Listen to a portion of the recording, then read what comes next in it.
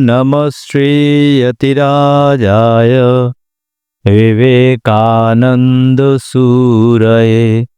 सच्चित्सुखस्वरूपाय स्वामिने तापहारिणे।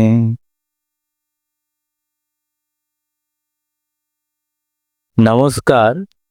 সেবাতীর্থ Ramakrishna mission আশ্রম সারগাছির YouTube চ্যানেলের পক্ষ থেকে সকলকে হার্দিক নমস্কার, প্রীতি, শুভেচ্ছা জানাই।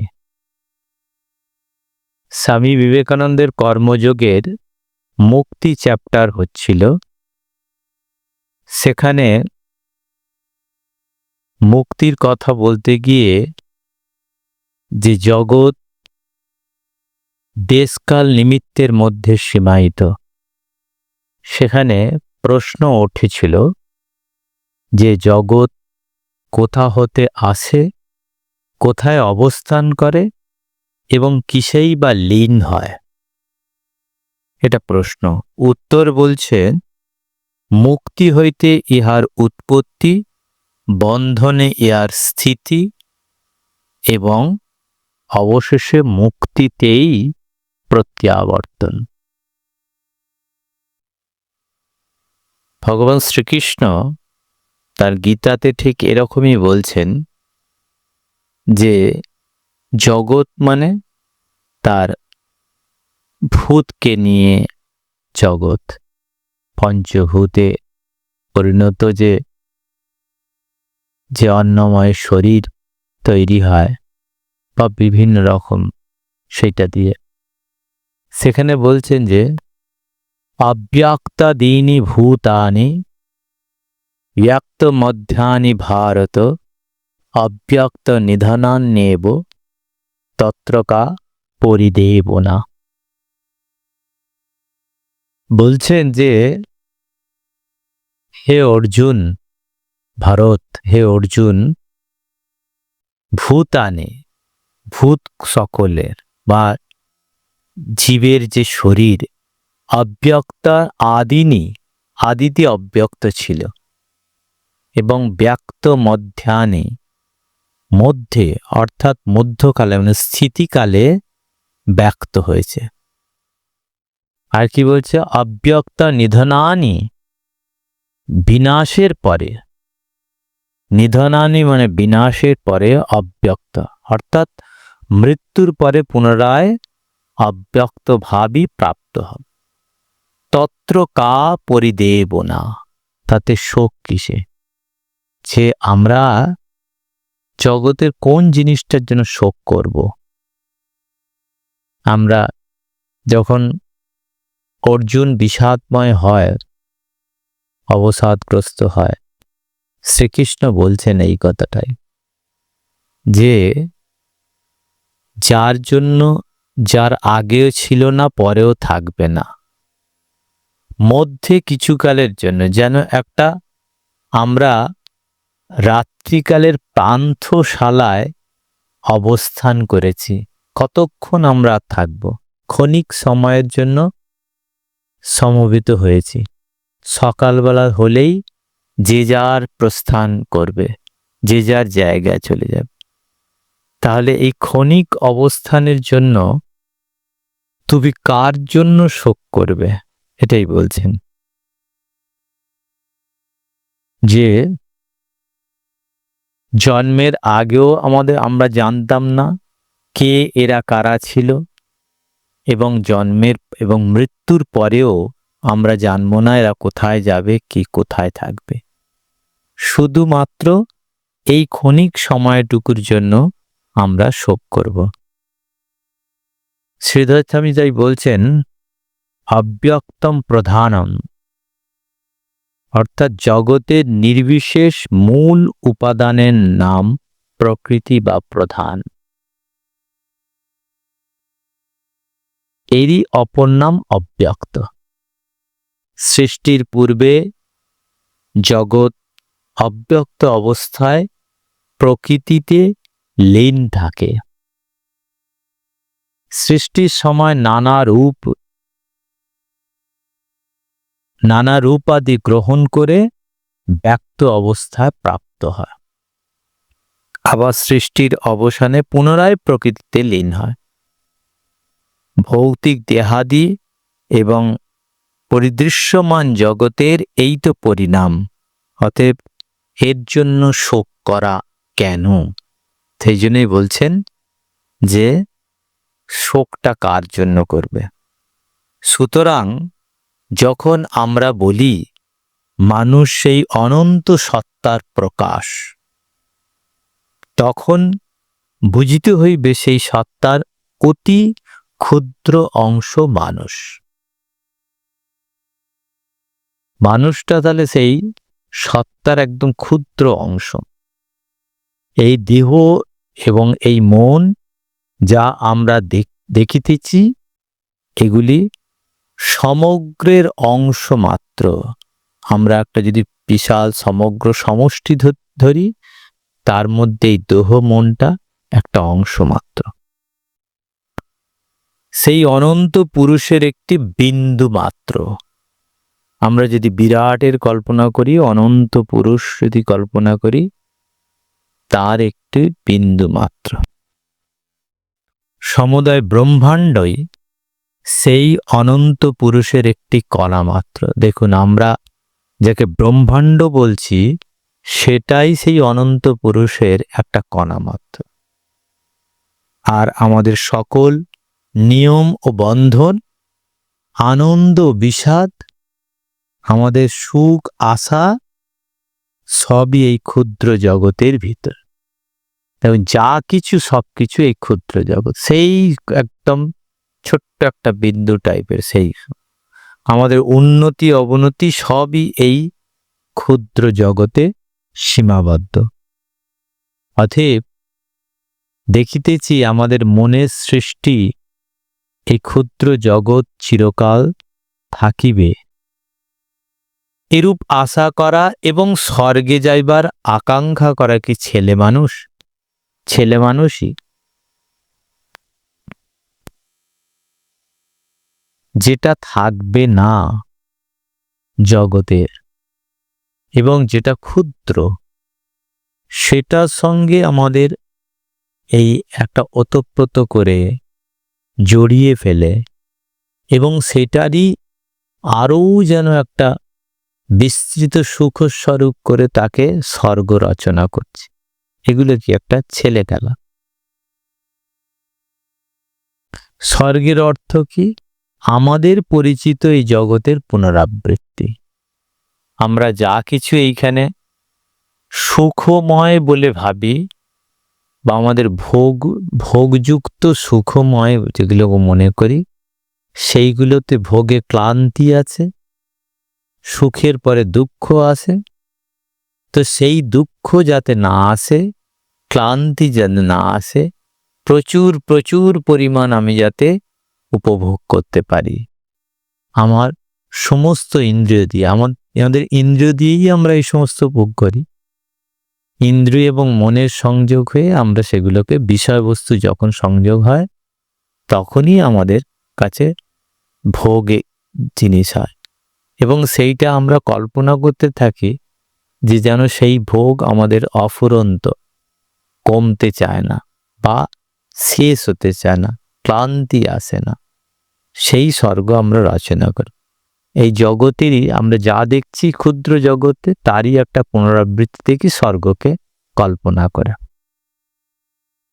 স্পষ্ট দেখিতেছি অনন্ত সত্তাকে আমাদের সীমাবদ্ধ জগতের অনুরূপ করিতে চেষ্টা করা কি ছেলে মানুষই ও অসম্ভব বাসনা। দেখুন, সেই অনন্ত সত্তা থেকে প্রকাশ হয়েছে। সেই অনন্ত সত্তাকে আমরা একটা, সে প্রকাশিত মানেই হচ্ছে তার একটা সীমায়িত। সেই সীমায়িতটাকে আমরা কি করছি? অনন্ত সত্তা হচ্ছে কি যে অনুরূপ করার চেষ্টা করছি।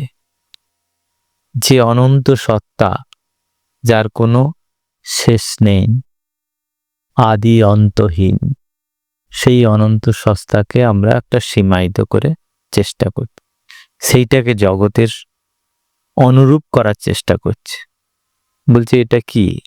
এটা এক ধরনের বাসনা, এক ধরনের ছেলে মানুষ। অতএব যখন মানুষ বলে সে এইভাবে চিরদিন থাকিবে,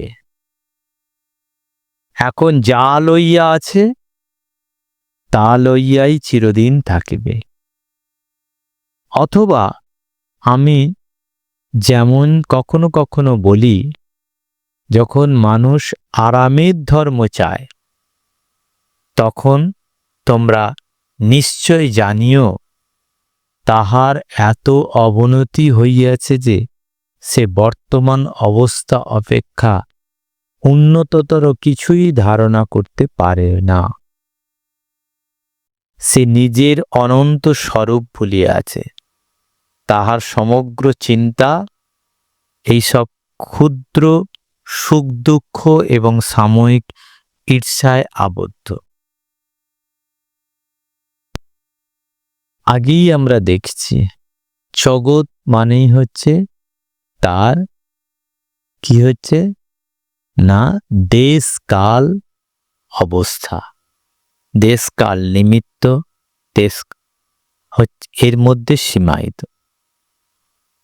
সেইটাকে আমরা একটা অনন্তভাবে চিন্তা করতে থাকি, আমাদের বাসনায় ভরপুর অবস্থায় সেইটা যেন ভোগ করতে পারি, এইরকম জগতের কল্পনা করতে পারি। সেটা এই যে বলছেন স্বামীজি বলছেন আরামের ধর্ম চায়, তখন জানতে হবে আরামের ধর্ম হয় না। কারণ আরাম হলেই ব্যয়রাম আসবে। আমরা যখনই ভালো বলি তার মন্দ আসবে। কারণ কর্মের সবসময় আমরা আগেই দেখেছি, কর্ম সবসময় ভালো মন্দ মিশ্রিত। সম্পূর্ণভাবে ভালো, সম্পূর্ণভাবে মন্দ কখনোই হয় না। আমি ভালো কিছু করতে গেলে মন্দও কিছু করতে হবে আমাকে, যুগপৎ ভাবে থাকে, বলা হয় এপিঠ ওপিঠ। অতএব সেইগুলোকে কল্পনা করা নিছকই একটা ছেলে মানুষই। এইরকম বলছেন যে আরামের ধর্ম সে কেবলমাত্র অবনতি তার হয়েছে। তার পক্ষে যে একটা বিরাট স্বরূপের চিন্তা ভাবনা করা তার পক্ষে সম্ভব হয় না। এই যে মহাবাক্যে বলছে অহম ব্রহ্মাস্মি, তার মানে সেই ব্রহ্ম আমি, সেই যে স্বরূপ সেটাকে আমরা ভুলে যাই। ভুলে গিয়ে আমরা এই ছোট্ট জড় জগৎ, এই যে রক্ত মাংসের দেহে, একটা নশ্বর দেহের মধ্যে আমরা নিজেকে আবদ্ধ মনে করি এবং জগৎ কল্পনা করি। সেইটা কি বলছেন? এই শান্ত জগৎকেই সে অনন্ত বলিয়া মনে করে, যা সীমায়িত জগৎ।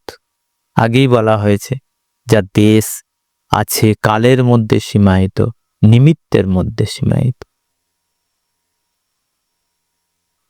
একটা স্থানকে নিয়ে, একটা কালকে নিয়ে এবং একটা কারণকে নিয়ে সে সীমায়িত। তাহলে সেই সীমার বাইরে যাবে কি করে? শুধু তাই নয়, সে এই মূর্খতা কোনো মতে ছাড়িবে না। আমাদের কিন্তু এইভাবেই আমরা এটাই সেই কিরকম উটের ঘাস খাওয়ার মতো। উট কাটা ঘাস খাচ্ছে, নিজের মুখ থেকে দরদর করে রক্ত বেরোচ্ছে, তবুও সে সেটাকে ছাড়ে না। আমাদের এই রকম অবস্থা। আমরা জানি জগৎকে যত বেশি আমরা নেব, যত বেশি আমরা সেটাকে ভোগের মধ্যে যাব, তত আমাদের কাছে দুঃখ আসে এবং সেটা যে একটা সীমিত, একদিন না একদিন শেষ হবেই, তার পরিণতি আছে, সেটা আমরা মেনে নিতে পারি না। এটাই বলছে। সে প্রাণপণে তৃষ্ণাকে, জীবন বাসনাকে আঁকড়াইয়া থাকে। এই তৃষ্ণাই আমাদের জগৎ ব্যাপন করার একটা উৎস। তৃষ্ণা যদি না থাকে তাহলে জগৎ তো হয় না। এই সেই তৃষ্ণা জীবন বাসনাকে আঁকড়াইয়া থাকে। বৌদ্ধরে একে তানহা বা তিস্সা বলে। আমাদের জ্ঞাত ক্ষুদ্র জগতের বাইরে অসংখ্য প্রকার সুখ দুঃখ, অসংখ্য প্রাণী, অসংখ্য বিধি, অসংখ্য প্রকার উন্নতি এবং অসংখ্য প্রকার কার্যকারণ সম্বন্ধ থাকিতে পারে, কিন্তু এ সবই আমাদের অনন্ত প্রকৃতির এক অংশ মাত্র। আমরা অসংখ্য মানে হচ্ছে কি যে মানে এই বাইরে, এই যে বলছে আমাদের ক্ষুদ্র জ্ঞাত ক্ষুদ্র জগতের বাইরে, আমরা সেটা কিন্তু কল্পনা করতে পারি না, ভাবতে পারি না। সেই জন্য বলছেন যে এই ক্ষুদ্র জগতের বাইরে অসংখ্য প্রকার সুখ দুঃখ, অসংখ্য প্রাণী, অসংখ্য বিধি, অসংখ্য প্রকার উন্নতি এবং অসংখ্য প্রকার কার্যকারণ সম্বন্ধ থাকিতে পারে, কিন্তু এসবই আমাদের অনন্ত প্রকৃতির এক অংশ মাত্র। আমরা কি হচ্ছে, আমরা ইন্দ্রিয়জের মধ্যে আমরা চিন্তা করি, ইন্দ্রিয়ের বাইরেও তো প্রকৃতি আছে। বিশ্ব যখন আমাদের সেই অনন্তকে চিন্তা করি, তো আমাদের বিশ্বের, আমাদের চিন্তার বাইরেও সে চিন্তা তো আছে, অতীন্দ্রিয় চিন্তা, সেটাও তো তার মধ্যে, সে তার মধ্যে সেই ক্ষুদ্র অংশের মধ্যে, সেই বিরাটের বা প্রকৃতির, সে অনন্ত প্রকৃতির অংশ মাত্র। তাহলে বলছেন যে মুক্তি লাভ করতে হলে এই জগতের সীমা অতিক্রম করিয়া যাইতে হইবে। এই যে আমাদের মন বুদ্ধি চিত্তের মধ্যে দিয়ে আমাদের ইন্দ্রিয়জ জগতের মধ্যে আমরা যে জগৎটাকে আবিষ্কার করেছিলাম, যে জগৎটাকে আমরা কল্পনা করেছি, বা জগৎটাকে আমরা যে ভোগের উপভোগ বলে মনে করি, উপভোগের বিষয়বস্তু বলে, সেটা কি বলছে, সেই সীমা অতিক্রম করে যেতে হবে। এখানে মুক্তির সন্ধান পাওয়া যাইতে পারে না। কোথায়? যেটা হচ্ছে আমাদের সীমায়িত জায়গা, শান্তের মধ্যে হয় না।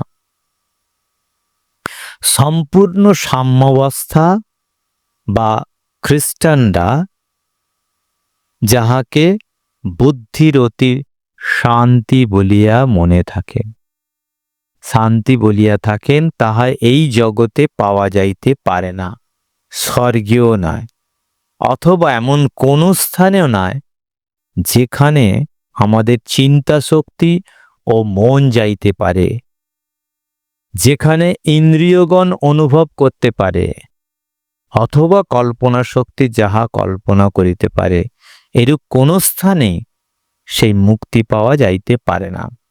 কারণ এ সকল স্থান অবশ্যই আমাদের জগতের অন্তর্গত হইবে এবং সেই জগৎ দেশকাল নিমিত্ত দ্বারা সীমাবদ্ধ। আমরা যা কিছু চিন্তা করি, যা কিছু ভাবি, যা কিছু বলতে থাকি, যা কিছু শ্রবণ করতে থাকি, সমস্ত এই সীমার মধ্যেই। এই জন্য বলছেন যে বুদ্ধির অতির শান্তি বলিয়া থাকেন, তাহা জগতে পাওয়া যাইতে পারে না। আমরা যদি শান্তির কথা বলি, এখানে বুদ্ধির অতীত শান্তি, সেটা কখনই পাওয়া যেতে পারে না, স্বর্গেও নয়, এমনকি এমন কোনো স্থানে না যেখানে আমাদের চিন্তা শক্তি মন যেতে পারে, যেখানে ইন্দ্রিয়গণ অনুভব করতে পারে, অথবা কল্পনা শক্তি যাহা কল্পনা করতে পারে, এইরূপ স্থানে মুক্তি পাওয়া যাইতে পারে না।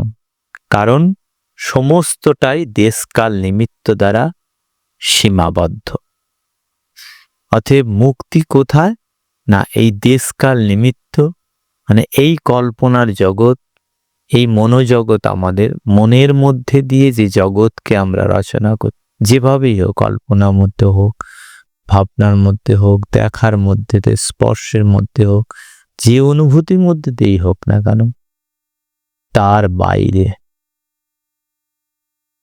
এই পৃথিবী অপেক্ষা সূক্ষ্মতর স্থান থাকিতে পারে, যেখানে ভোগ তীব্রতর, কিন্তু সে সকল স্থান জগতের অন্তর্গত। সুতরাং নিয়মের বন্ধনের ভিতর আমরা স্থানের কল্পনা করতে পারি। সেই স্থানটা কোথায়?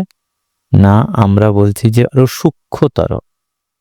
সূক্ষ্মতর স্থান থাকতে পারে, কিন্তু সেটা কোথায়? এবং যেখানে ভোগ তীব্রতর। আমি ভাবছি যে আমাদের যখন স্থূল হয়ে থাকি, আমাদের স্থূলের শরীরের মধ্যে আমাদের ক্লান্তি আসে, অবসাদ আসে। তাহলে যদি শরীরটা সূক্ষ্ম হয়ে যায়, তাহলে ক্লান্তি থাকবে না, অবসাদ থাকবে, তাহলে সেখানে ভোগের বাসনাটা অনেক বেশি হবে। সেই যে বলছে যে ভোগ আরো তীব্রতর, কিন্তু সে সকল স্থানও জগতের অন্তর্গত। আমরা জগৎ বলে যেটা মনে করছি, জগৎ মানে সেটাও কিন্তু জগতের অন্তর্গত, জগতের বাইরে না। সুতরাং নিয়মের বন্ধনের ভিতর, তাহলে এই যে নিয়ম, কি নিয়ম? না দেশকাল নিমিত্ত সেই নিয়ম। এই নিয়মের মধ্যেই তার মধ্যে আছে, আমাদের এর বাইরে না। অতএব আমাদেরকে এ সকলের বাইরে যেতে হবে, এবং যেখানে এই ক্ষুদ্র জগতের শেষ, সেইখানে প্রকৃত ধর্মের আরম্ভ। আমরা মনের মধ্যে দিয়ে যত দূর পারে বিস্তৃত যদি করি জগৎটাকে, তার পারে যখন যেতে পারব, তখনই আমাদের বলছে যে ধর্মের আরম্ভ। তার মানে যেটা অতীন্দ্রিয়, ইন্দ্রিয়াতীত অবস্থা।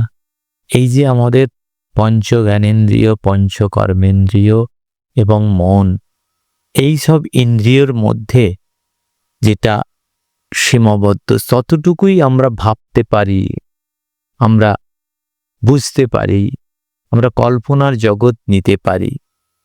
কল্পনার জগৎ এই নয় যে আমি যেটা দেখিনি সেটা আমি কল্পনা করতে পারি। আমরা যেটা দেখিনি সেটা কল্পনা করি কি? পার্সপেক্টিভ, একটার পরিপ্রেক্ষিতে আর একটা। আমরা যেটা দেখেছি সেইটারই আর একটা রূপ দেওয়ার চেষ্টা করি কল্পনার মধ্যে দিয়ে। সেটাই আমাদের, সেই যে কল্পিত জগৎ, তারও বাইরে যেতে হবে। সেই বাইরে গেলে তবেই আমাদের ধর্মের শুরু হবে। সেই জন্য বলছেন যে এই ক্ষুদ্র ক্ষুদ্র আনন্দ, বিষাদ ও বিষয়, বস্তু বিষয়ে জ্ঞান, সবই সেখানে শেষ হয়ে যায়। আমরা যা কিছু এই যে জ্ঞান বলি, জানি বলি, এই জানারটা মানেটা কি? আমাদের এই মনের মধ্যে দিয়ে, ইন্দ্রিয়ের মধ্যে দিয়ে, যেটা মনের সাহায্যে ইন্দ্রিয়ের মধ্যে যেটা জ্ঞাত হয়েছে, সেটাকে আমরা জানি বলে। তা সেটা কোথায়? এই জগতের মধ্যে। তা বলছে যে যেখানে এটা শেষ হয়, প্রকৃত সত্য আরম্ভ হয়। এই জগৎটাই যে ক্ষুদ্র আনন্দ, বিষাদ এবং বস্তু বিষয়ক জ্ঞান, যেখানটা এখানে শেষ হবে, তারপরে গিয়েই আমাদের শুরু হবে সত্য। যতদিন না আমরা জীবনের জন্য এই তৃষ্ণা বিসর্জন দিতে পারি, যতদিন না এই ক্ষণস্থায়ী সত্তার প্রতি প্রবল আসক্তি ত্যাগ করিতে পারি, ততদিন জগতের অতীত সেই অনন্ত মুক্তির এতটুকু আভাসও পাইবার আশা আমাদের নাই। তাহলে এই আমাদের যে তৃষ্ণা, যে ভোগের তৃষ্ণা, যে আমাদের আশা, বৃত্তি, সব সময় আমাদের বৃত্তি উঠছে, কামনা বাসনার বৃত্তি সব সময়। এই দিয়ে যে জগৎ তৈরি হয়েছে, এখানে পাও না, এগুলো তো বাইরে বেরোতে হবে, সব কিছু ত্যাগ করতে হবে। এই যে আসক্তিগুলোকে ত্যাগ করতে হবে। এই যে আমাদের ভোগের বাসনার আসক্তি, সেগুলো তা মা বলছেন না, নির্বাসনা। ঈশ্বরের সঙ্গে দেখা হলে আমরা কি চাইব? নির্বাসনা। তবেই আমরা এর বাইরে যেতে পারবো। না হলে ওই আমাদের জন্ম মৃত্যু চক্রে, কর্মের চক্রে পেশাই হতে থাকতে হবে। এই কর্মচক্রের বাইরে বেরোতে গেলে, মুক্তি পেতে গেলে, তখন কেবলমাত্র নির্বাসনা হতে হবে। এই সমস্তগুলোকে ত্যাগ করতে হবে। যতদিন থাকবে ততদিন পর্যন্ত আমরা আভাস পাব না। অতএব এই যুক্তিসঙ্গতে যে, ইহা যুক্তিসঙ্গতে যে মনুষ্য জাতির উচ্চ আকাঙ্ক্ষার চরম লক্ষ্য মুক্তি লাভ করিবার একটিমাত্র উপায় আছে। সে উপায় কি না, এই ক্ষুদ্র জীবন, এই ক্ষুদ্র জগৎ, এই পৃথিবী, এই স্বর্গ, এই শরীর, যা কিছু সীমাবদ্ধ, সব ত্যাগ করো। আমরা পৃথিবী বলছি, আমরা জগৎ বলছি, আমরা শরীর বলছি, আমরা মন বলছি, আমরা যা কিছু বলছি, সব ত্যাগ করতে হবে। ত্যাগ করলে তবেই গিয়ে আমরা সেই ধর্মের শুরু, বা তবেই গিয়ে আমরা মুক্তির স্বাদ পাব। যদি আমরা ইন্দ্রিয় মনের দ্বারা সীমাবদ্ধ এই ক্ষুদ্র জগৎ ত্যাগ করতে পারি, তবে আমরা এখন মুক্ত হব। বন্ধন হতে মুক্ত হওয়ার একমাত্র উপায় সমুদয় নিয়মের বাইরে যাওয়া, কার্যকারণ শৃঙ্খলের বাইরে যাওয়া। আর যেখানে এই জগৎ আছে, সেখানেই কার্যকারণ শৃঙ্খল বর্তমান। তাহলে এই দেশকাল নিমিত্ত কার্যকারণ শৃঙ্খল যাই বলি না কেন, সমুদয় এই নিয়মের বাইরে যেতে হবে। এই নিয়মে যতক্ষণ ভিতরে আছি, আমরা মুক্তির আস্বাদ পেতে পারি না। বন্ধনতে মুক্তির একমাত্র উপায় তাই এই সমস্ত নিয়মের বাইরে যেতে হবে, কার্যকারণ শৃঙ্খলের বাইরে যেতে হবে। এই জগৎ, এই কার্যকারণ শৃঙ্খল, যেখানেই জগৎ মানে সেখানেই এই শৃঙ্খল বর্তমান। যেখানে জগৎ নেই, শৃঙ্খল নেই, তার পারেতে কেবল মাত্র মুক্তি। অতএব সেই মুক্তি আমাদের পেতে গেলে সমস্ত আমাদের বাসনা ত্যাগ করতে হবে, তৃষ্ণা ত্যাগ করতে হবে। যে তৃষ্ণা আমাকে জর্জরিত করে এই জগতের মধ্যে, চাওয়া পাওয়ার মধ্যে, বৃত্তির মধ্যে, সে নিবৃত্তি করতে গেলে আমাদের কেবলমাত্র সেই বাসনার বাইরে বেরোতে হবে। ওম শান্তি শান্তি শান্তি। হরি ওম তৎসৎ। শ্রীরামকৃষ্ণার্পণমস্তু।